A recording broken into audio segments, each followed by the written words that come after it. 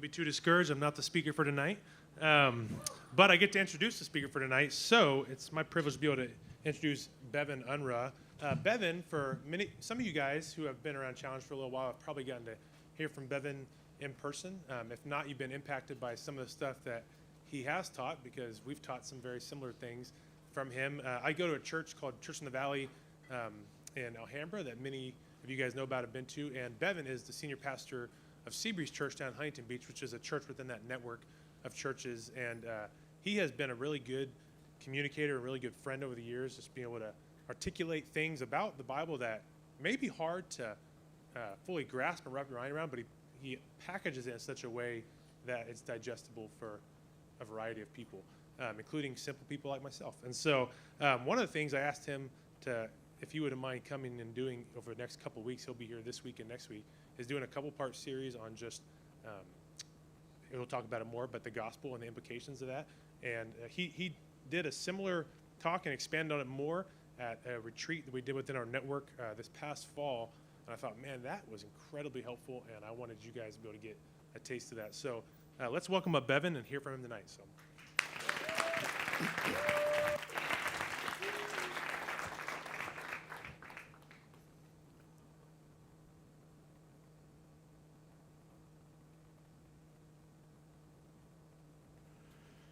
Thanks, Jeremy.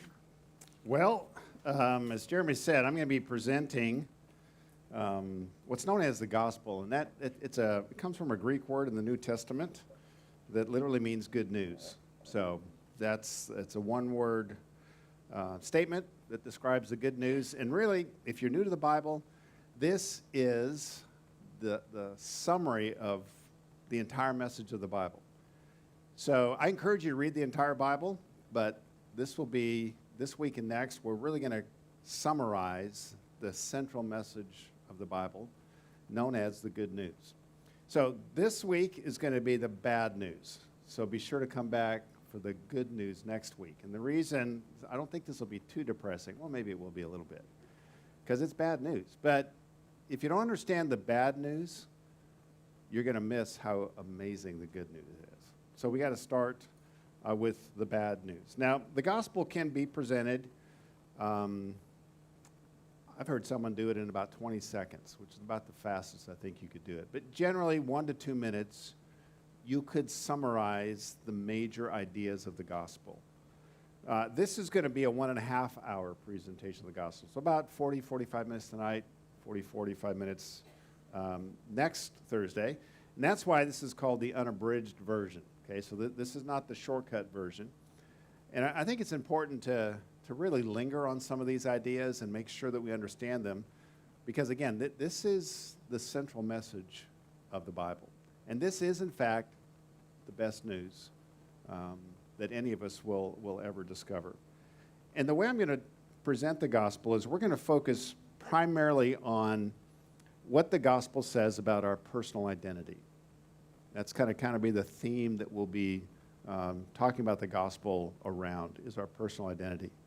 The reason I'm doing that is because who you are, who I am, how we think of ourselves, how we identify ourselves, what we think of ourselves in the core of our being, that's obviously an incredibly important topic. It's a very talked about topic now. And it's really central. If you don't know who you are, I don't know who I am, then kind of all of life just wobbles. And we really struggle to find any stability if we don't really understand our identity. So, because everyone's using AI now, I decided, okay, well, let me see what ChatGPT has to say about personal identity. So this was a few months ago. I asked ChatGPT, why is personal identity important? And immediately, you know how it just spits out real quick. These are the 5 reasons in order. So the first one is it gives you a sense of belonging. Second is it guides your decisions. Third, it generates emotional well-being. Fourth is encourages personal growth. 5, it helps with self-acceptance. So when I looked at that list, I thought, way to go, AI. I mean, that's pretty good. That's a pretty good list. I might think of a few others, but I think that's pretty intelligent. But what is it that AI is missing? Well, it is assuming that you have accurately identified yourself. Because if you've misidentified yourself, if you've got you wrong, then really it would be the opposite of all 5 of these. These 5 are true if you're right about your identity, but if you've misidentified yourself, well then instead of a sense of belonging, you're going to find yourself kind of lost in this world. And instead of really being clear on how to make the decisions, you're going to not really have any kind of stable compass to guide you as you make the big decisions in life. And if you don't get your identity right, instead of emotional well-being, you're going to be emotionally unwell. There's going to be a lot of sadness and confusion in your life. And if you don't identify yourself clearly and accurately, instead of growth, you're going to be stuck. You're not going to grow. And instead of really having a sense of self-acceptance, you're going to continually struggle with yourself because you don't know yourself. So AI is right. These things are true if you accurately identify yourself. But if you're wrong, if you get the answer wrong, then the opposite is the case. Last November, my wife and I got a chance to fly to Amsterdam. It's the first time we've ever been in Amsterdam. And we flew out of LAX. It was a direct flight to Amsterdam. So we show up at LAX, and of course, you're not going to get very far at LAX without what? Your identification. For an international flight, of course, you need passports. So we needed passports. Here's a picture of my passport. I can't just show up to LAX and say, "It's me. You know, I'm here," TSA would say, "And who are you?" "It's me. I don't know you." So I hand my passport. Okay, now they know who I am. When is it that we carry our identification? I mean, I've got my wallet right here. It's got my driver's license in it. I actually had to use it to get on campus here tonight. I carry this whenever I leave my home. First thing I do when I get home, this and my keys goes right in this little bowl that sits next to our front door. I do not carry my identification around my own house. Why? I don't need it. I mean, I've been married to my wife for almost 40 years, and in those 40 years, I've never had to say anything like, "Oh, could you pass the potatoes?" and have her say, "I'm going to need to see some identification." You know, she knows me. So I don't need my identification. You don't need your identification when you're in your home. It's when you leave your home and you get out into the big world and among strangers, that's when you might need to pull out your identification to prove your identity, who you are. So the only time we need identification is when we're strangers, traveling away from home. And this is actually what the Bible says is true of us now. This is the beginning of the bad news. We find ourselves now as strangers in this world. And the reason is because of our broken relationship with God. God describes himself in the Bible as our Heavenly Father. And that means a lot of things, but one of the things it means is that the decision to sin, and we've all sinned in different ways and in different times, but that decision means that we're turning away from God, and because he is our Father, that's really a decision like running away from home. We're running away from our heavenly home, from our Father. And one of the results of that is that we are constantly trying to prove who we are to everyone, including ourselves. But trying to prove who you are without proper identification, again, is like me trying to go to LAX without a passport. I mean, I could declare my name. My full name is Bevan Unrau. Actually, my middle name is James. It's the only normal name I have. The other two names are what? But Bevan James Unrau. That I could declare that at the top of my lungs in LAX. I could even get a group of people around me to agree with me that that is my name. And we could declare it loudly to the TSA agent.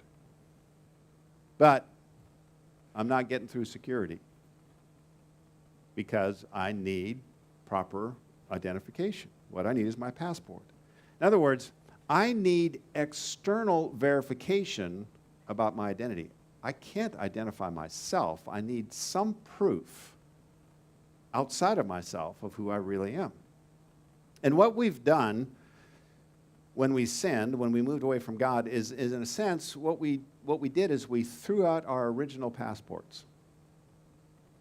We got rid of our identity because we ran away from home without it.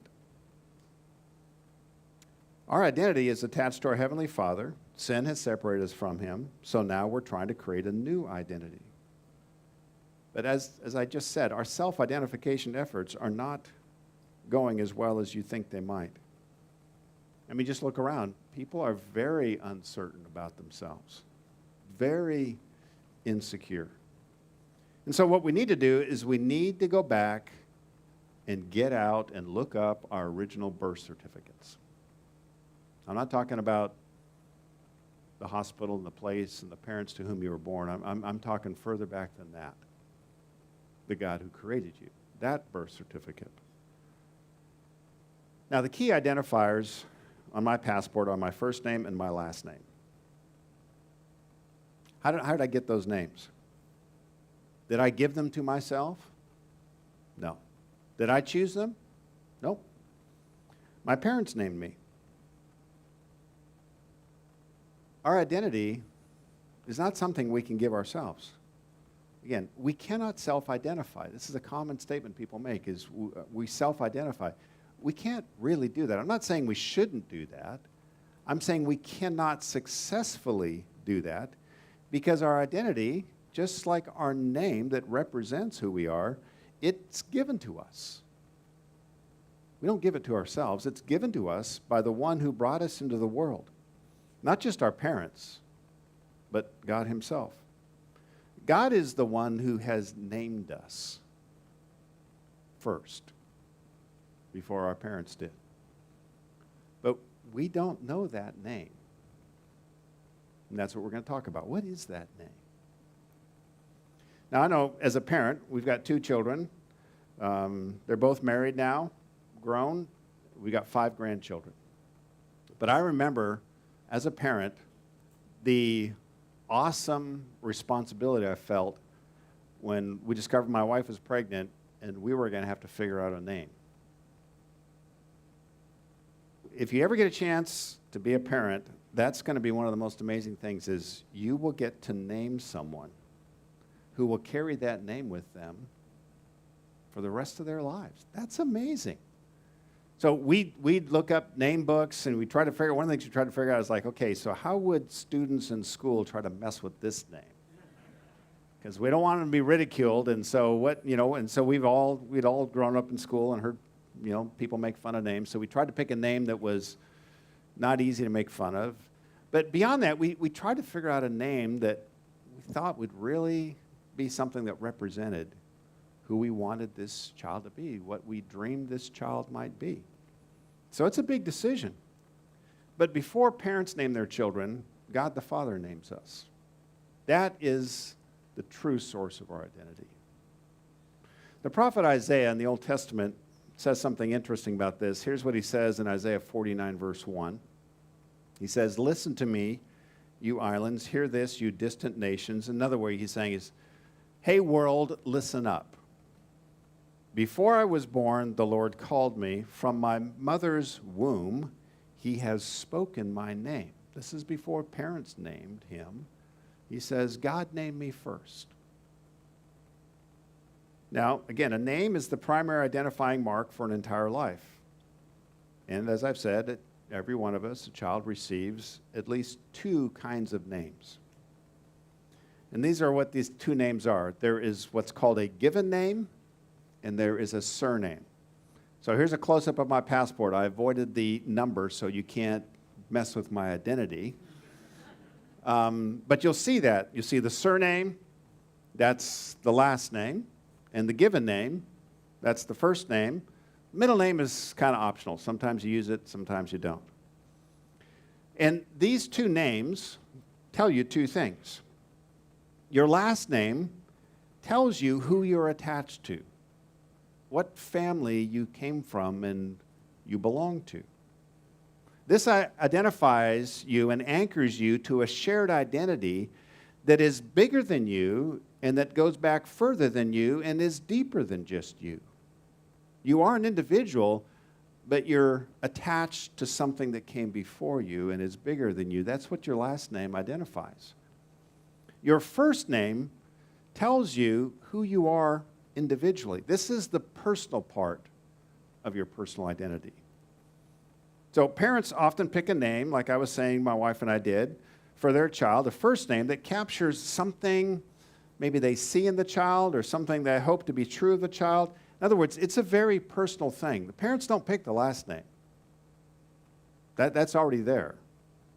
We have to decide on the first name. And these two kinds of names, first and last, they really echo God's naming of us, His identifying of who we are. There is a surname part of our identity and a given name part of our identity. So I want to go through both of these.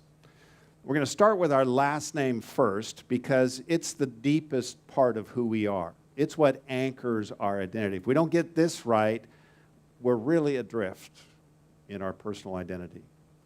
So first of all, now our last name identifies who we are attached to. Our last name, as I said, is called our surname. The prefix "sur" comes from Latin, and it means super or above or over. And what it points to is the fact that every child is born into something bigger than themselves. That's super, that's above them, that's beyond them, that's over them. They are born under the authority of some parents and into a history that has preceded them. This being born into and under a family is often referred to as having family roots. And it's a good way to describe it. It's like a tree. It's what anchors you deep into the soil of your identity. It's what gives you stability. Now, this is not a negative thing to be rooted. It's not seen as something that holds you back. In good families, it's identified as something that anchors you, that's bigger than you. But there's a family bond that precedes our human families and is an even deeper bond, and that's the bond between us and our Creator. Our identity is eternally bound to God because of this fact. We were created in the image of God. So if you read through the Bible and you start in Genesis, the first book, the very first identifying statement made about us is found in verse 27 of the very first chapter in the Bible. Here's what it says. So God created mankind in His own image. In the image of God, He created him. Male and female, He created them. So what this is saying is we are an image. What is an image? An image points to the original object that it is an image of. What that means is that at the very core of who we are is we are secondary beings. We are not primary beings. Now let me explain what I mean. So here's a picture of my shadow. Okay, that's an image of me. I am primary. My shadow is secondary. In other words, I move and my shadow follows, not the other way around. If you see my shadow move and I'm not moving, tell somebody. Because you've got a problem. There's something going on with you that needs to get checked out, because that doesn't happen. I'm primary, my shadow is secondary. Now, they're both real. I'm real. But I think it'd be fair to say my shadow is not a figment of my imagination. It's not an illusion. It's there. You can see it. We're both real. But my shadow would not exist without me. It doesn't have the power to go off and do its own thing. It is attached to me. It's an image of me. So when it says we are created in the image of God, what that means is we are kind of like a shadow of God. The person we're an image of is God. Both of us are real. But again, God is primary and we are secondary. He doesn't need us, but we do need him. Again, like I don't need my shadow, but my shadow needs me. This is fundamentally why we can't just declare our own identity and make it stick. We can declare, we can call ourselves anything, but we don't have the power to self-identify because we're shadows. We're not the solid thing itself. God's the solid, we are the image. So to declare my own identity makes as much sense as a shadow casting a shadow. We can't do that. We need to point to something outside of ourselves to establish our identity. We are shadows, images, and shadows always point to what they are a shadow of. So if we don't point to God, we're going to have to point to something else. Something that's big, because the size of our identity, we are a God-sized shadow. And that's as big as it gets. So if we're going to try to find someone or something in this world that's big enough to compete with God, it's going to have to be the biggest thing we can find. But we can't find anything big enough. Now, we are a different kind of shadow than my shadow is of me because we are God's shadows. And God created us in his image to be free. This is very important to understand. What that means is, although we are dependent on God, we have been given the freedom to walk away from God. My shadow can't walk away from me, but I, made in the image of God, can walk away from God. That's a unique power that God gave his image, us, that is not true of any other image, any other shadow. But here's what happened. When we did that, and we all have, when we walk away from God, the one in whose image we bear, we lost our source of identity when we did that. We lost our last name. We were separated from God in the fall. That's the term that's used for this decision. Humankind, we all fell. It's like we fell off a cliff. More accurately, we jumped off the cliff. We chose to. So the first image bearers, Adam and Eve, decided that they knew better than God did. You may have heard this story in the Garden of Eden, happiest place on earth, not Disneyland, Garden of Eden. Had everything they needed. There was only one thing God said no to, and that is this tree and the fruit that they couldn't eat. But they decided that they knew better than God, and they decided to eat of this tree. They decided that they knew better than what God had said, and they sinned. And that sin separated them from God. Now, since they were the representatives, heads of all of humanity, what I mean is they were the first of humankind. They were the great, great, great, great, great, great, great grandfather and grandmother of all of us. And so when they decided to sin, it brought sin into the world, and all of us now were born into that condition. We are now image bearers who are no longer attached to the one whose image we bear.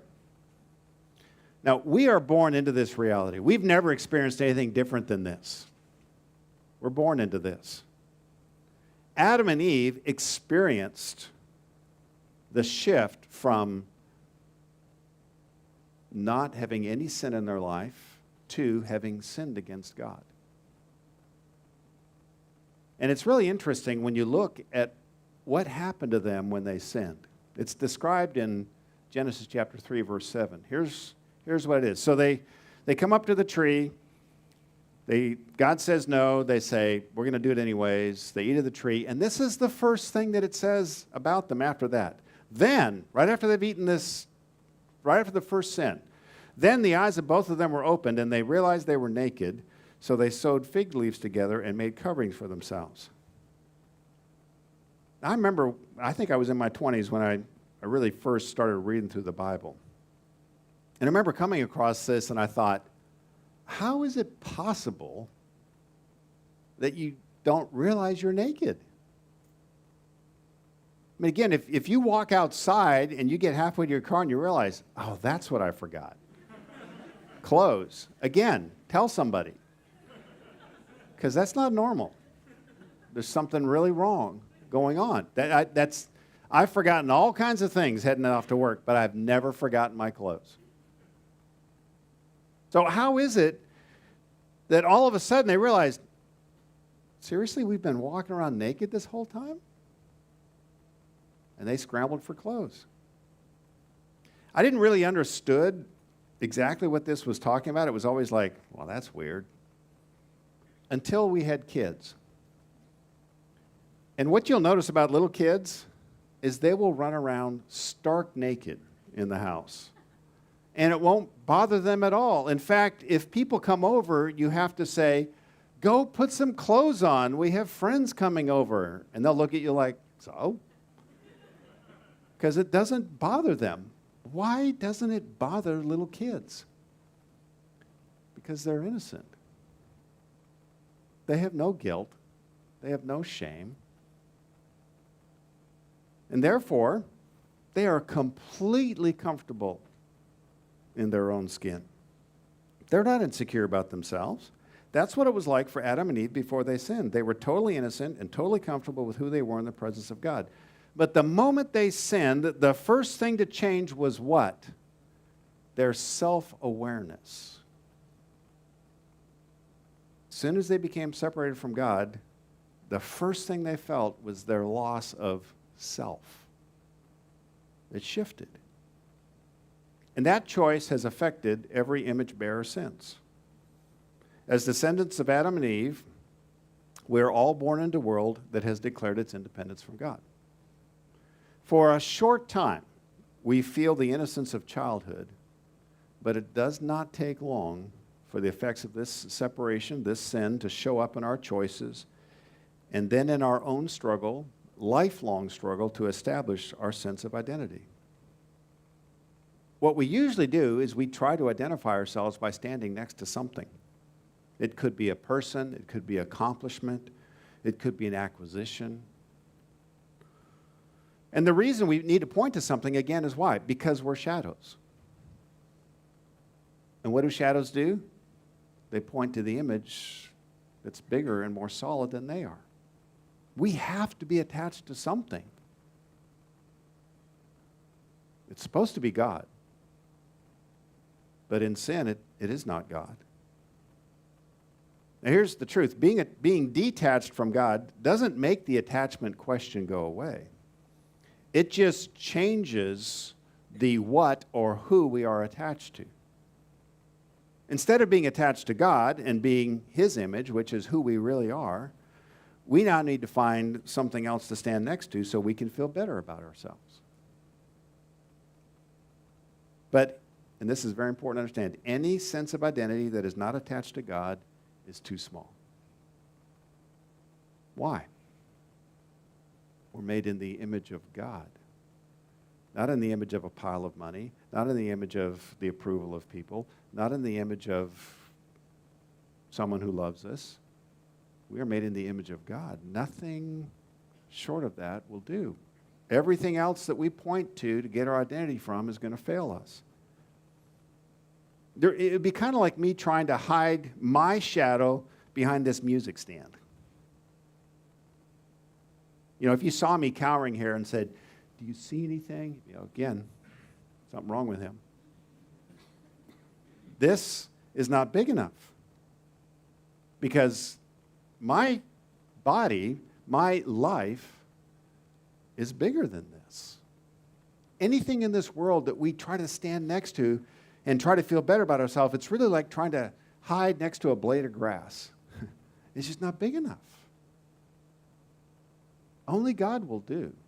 Nothing else will answer the identity that we struggle with because we are created in His image. So that's our last name. Our last name, if you were to say it, is image of God. So The name my parents gave me is Bevan Unrau. The name that God gave me, we'll talk about the first name next, but the last name is Image of God. That's our last name. Now let's take a look at our first name. Our first name identifies what we're here for. Last name is who we are. First name, what's our purpose? Why are we here? What are we here for? This is the personal part of our identity. So if you look around the room, you look at all of us, it's pretty obvious that we are all very unique. We have different skin tones, we have different noses, we have different colors of eyes and shades of eyes, we come in different sizes. But if you listen to us talk, relate to us for a little bit, it'll become very apparent that the difference goes way beyond our physical appearance. That's just the indicator that we are all really different. And this difference is represented primarily by your first name. It's called, again, what's it called? Your given name. Why? Because it was given to you. By who? Your parents. Your parents had to decide on it and give it to you. You assumed your last name by virtue of who your parents were. They did not have to make that decision. It was yours because of the family you were born into. It's the name that identifies you as a unique individual. That's your first name. So in other words, there are many Unraus. Maybe hard for you to believe that because you've probably never heard of another one. But I come from Canada. All my family are Canadian citizens. And there's a lot of us up there. But there's only one Bevan Unrau.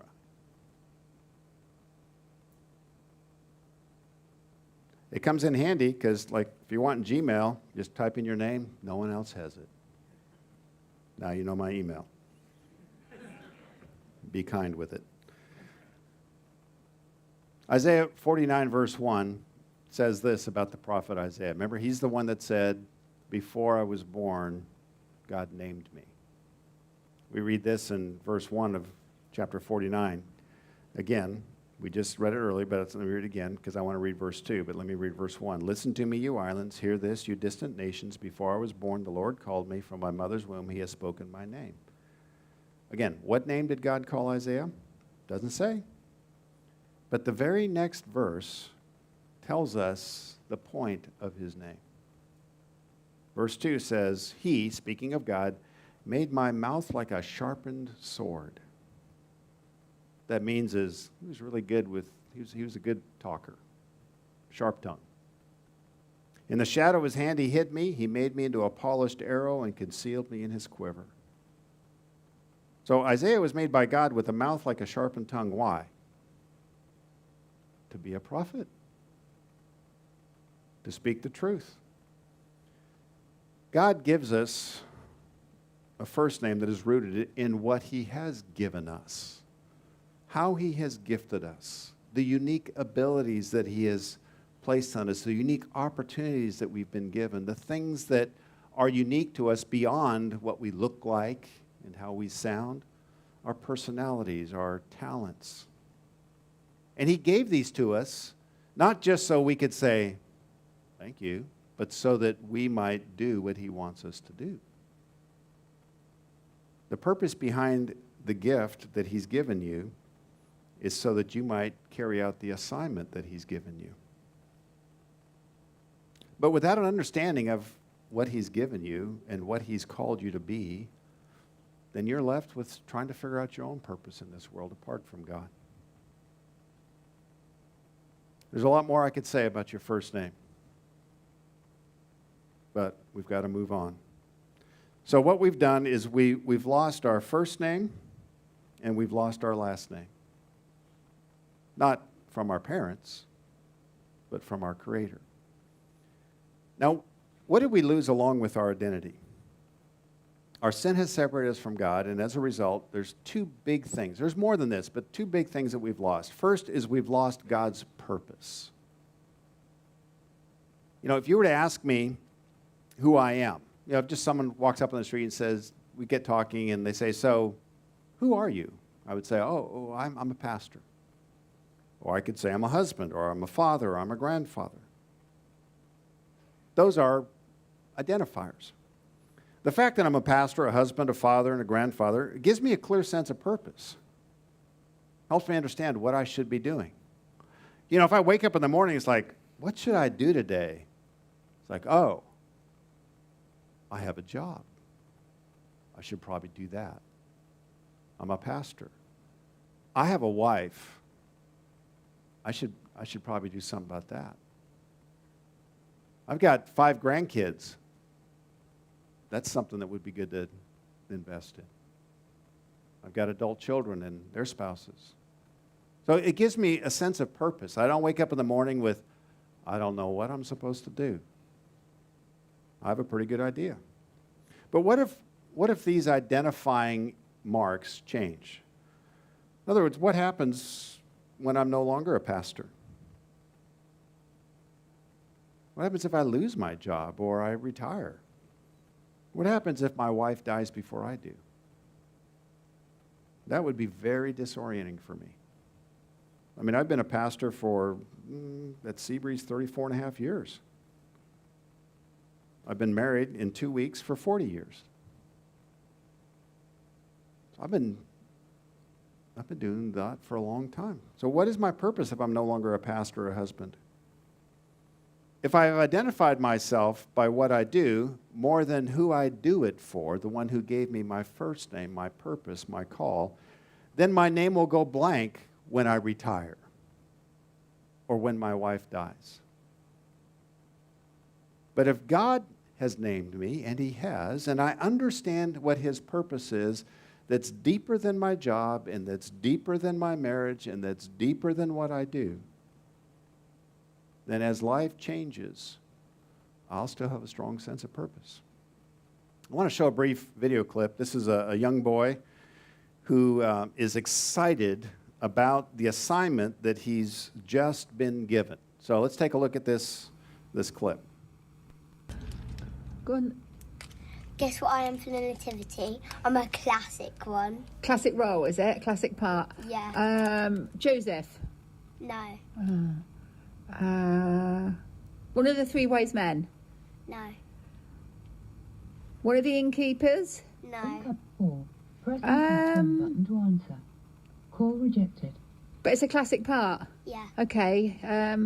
You tell me then, because I'm door holder number 3. I'll be holding doors. that's amazing. Holding doors for who? Probably Joseph and Mary. Oh my gosh, were you pleased when they said that? Yeah. What did you do? And I was like, I'm a door holder. Get in there. Let's go. Yes. Whoa. And maybe because there's no room, I'll probably be just coming in, and then I'll just slam the door in their face. Is that your star role? I'll probably be dressed up as a door. I don't think you're going to be a door. I think you're going to be a door holder. No, I'll have to wear brown. Really? Yeah, probably. Excellent. That's really smart, Milo. Oh, I love that. Get in there, Joseph and Mary, get in here. So now, I don't know about you, I've never heard of door holder number 3.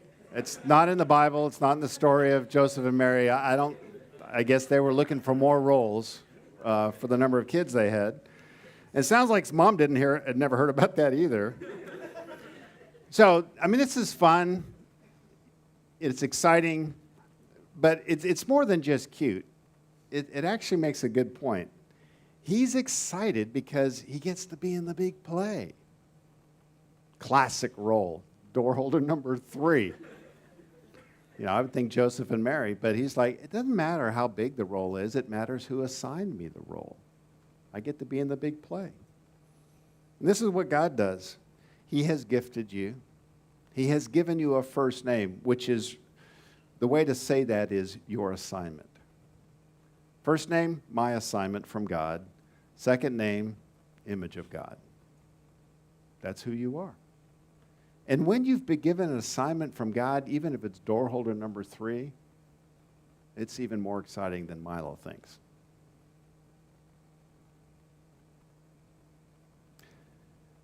Let me go on to the second thing that we've lost.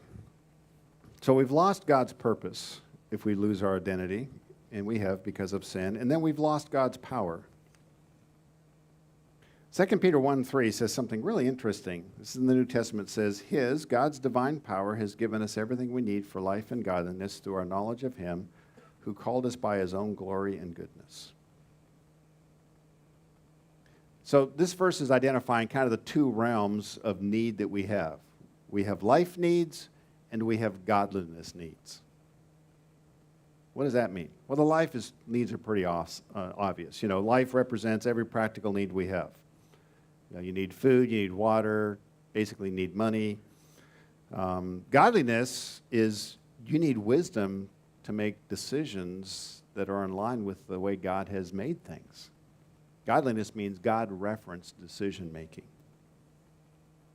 So if we don't submit to God's power, then we don't have enough power for life or for godliness. And when we turn away from God, where do we look to for power? We look inside ourselves. The reason is, okay, so if God is the most powerful being there is, what would be the second most powerful being? Those made in his image. We've got the dusting of the divine on us. Don't make no mistake, we're not God. But humankind is pretty amazing. We have, well, look at what we can do. We've got a lot of power. Not God-level power, but next to it. This is why we are regularly told to look where for what we need? Inside ourselves. But there's not enough power there. But that's what we're told. Most stories that are written now, movies that are popular now, have the hero find power inside themselves. So we have this idea that maybe there's something in there somewhere that's going to power my life. But it's not enough. One of my favorite examples of this in the movies is the Thor Ragnarok movie. I know you didn't see this coming, right? So this is a Thor clip. So in this clip, Thor's lost his hammer, he's lost his long hair, he's lost one of his eyes, he's lost his people, and he's pretty much lost everything until he's nothing. So this is the comeback moment in the Thor Ragnarok movie, and in this moment, his father tells him to find power within himself, basically, and he does. And you'll notice that as soon as he looks inside himself, he finds that power, his eyes start, like lightning, it's like this electrification, and the greatest power song of all comes on, Led Zeppelin. So let's take a look at this.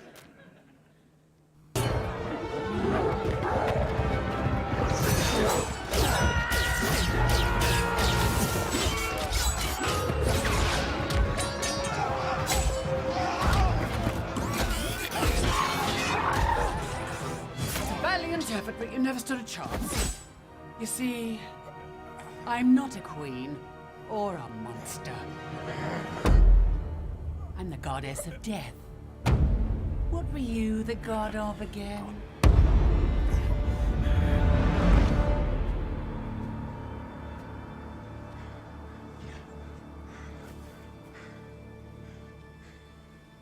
Even when you had two eyes, you'd see only half the picture. It's too strong. Without my hammer, I can't. Are you Thor, the god of hammers? That hammer was to help you control your power, to focus it. It's never your source of strength. It's too late. She's already taken Asgard. Asgard is not a place. Never was. This could be Asgard. Asgard is where our people stand.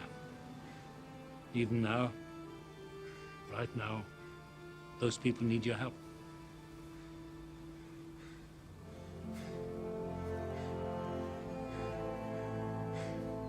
I'm not as strong as you.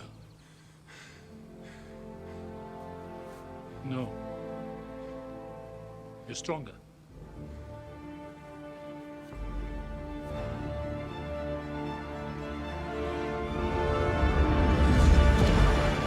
Tell me, brother, what were you the god of again?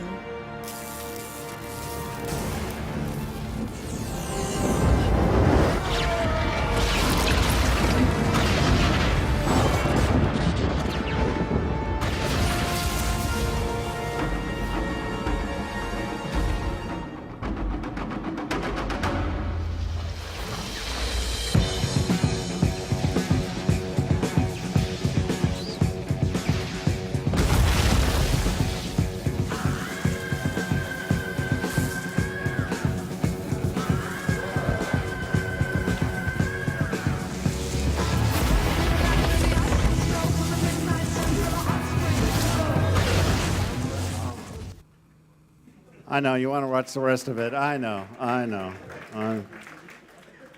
That's the risk of showing you a clip that long is you're going to go back to your dorm and you're going to look it up and want to watch the whole thing. So, I mean, did you feel the power? Especially, when Led Zeppelin comes in, oh, man. You can do anything then. I mean, I love it, but it is totally and completely false. Don't try that. In a movie, the thing is the writer, there's a writer, right, in a movie? Screenwriter. He gets to tell who wins and loses, who's powerful, who's weak.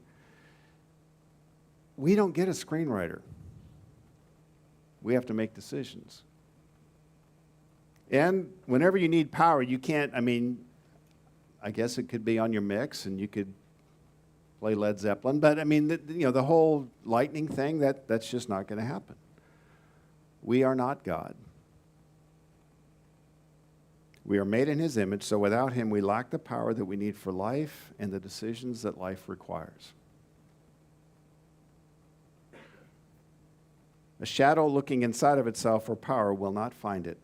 The power comes from the solid being that it is a shadow of. As image bearers of God, we need His power. It's a terrifying thing to face the real needs of life without enough power. So, that's the bad news. So what we've talked about is how our identity was formed, how we lost our identity. Next Thursday, part 2, how Jesus restores our identity. Let me pray. Father, we thank you for telling us the truth about who we are. We weren't there when you made us. We wouldn't know. This wouldn't have occurred to us without you telling us. I pray for everyone in this room, and wherever they're at in their search for you and for themselves, that they would come to understand that those two searches go together. That until they find you, they cannot find themselves. So I just pray that you would guide everyone in this room to you, and that you would speak to them as only you can in their hearts. And we pray this now in the name of Jesus Christ. Amen.